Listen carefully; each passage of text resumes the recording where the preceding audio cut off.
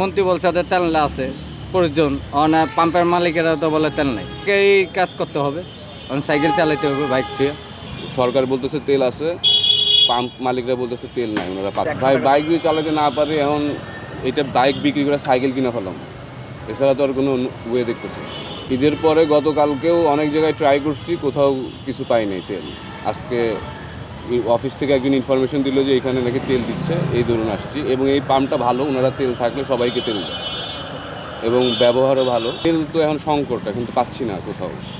সরকার বলতেছে তেল আছে, পাম্প মালিকরা বলতেছে তেল নাই, ওনারা পাচ্ছে। সিন্ডিকেট তো বাংলাদেশে প্রত্যেকটা সেক্টরেই আছে ভাই, আপনি কোন সেক্টরটা তো সিন্ডিকেট নাই, সব সেক্টরই তো সিন্ডিকেট কলাপস আমাদের।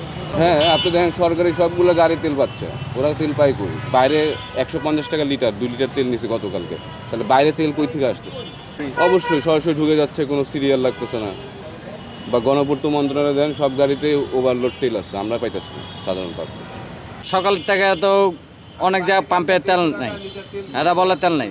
কালকে দেখলাম আপনার ঢাকা পাম্পে গেলাম, 0 পয়েন্ট থেকে একেবারে সিরিয়াল পর্যন্ত 5টা প্রাইভেট কাটারে দেবো, 5টা 2টা হুন্ডার বাইকে রে দিবে। তো এতক্ষণ খাড়া থাকে আমরা তো এটা হরানি হয়ে যাই। তো হরানির কারণে তো এটা মনে করেন এটা সুকেশের ভিতরে সাজা রাখতে হবে, তো সাইকেলেই চালাইতে হবে।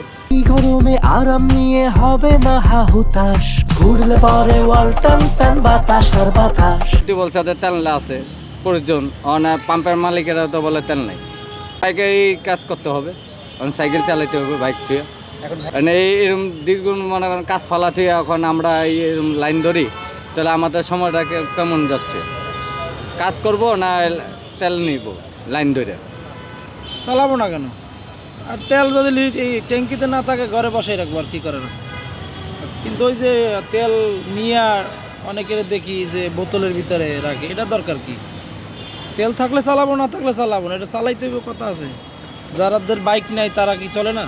একটা ভিক্টোরিয়া পার্কের সামনে ওখানে তেল দিচ্ছে না, জেল আপনার WW টাওয়ারের সামনে এখানেও তেল দিচ্ছে না। আরেকটা গেছিলাম আপনার হক ওই কাজলা, ওইখানেও দিচ্ছে না। নেক্সট এখানে আসছি না, ঈদের পরে পরশুদিন তেলের জন্য ঘুরছিলাম, কোথাও পাই নাই। কালকে তেল দিছিল, কিন্তু কালকে তেল নেওয়ার মতন আমার সময় হয়নি। আসলে এখন শান্তি মতন বাইক চালাতে পারতেছি না, কাজের ব্যাঘাত ঘাটতেছে, অফিসের কাজের ব্যাঘাত ঘাটতেছে।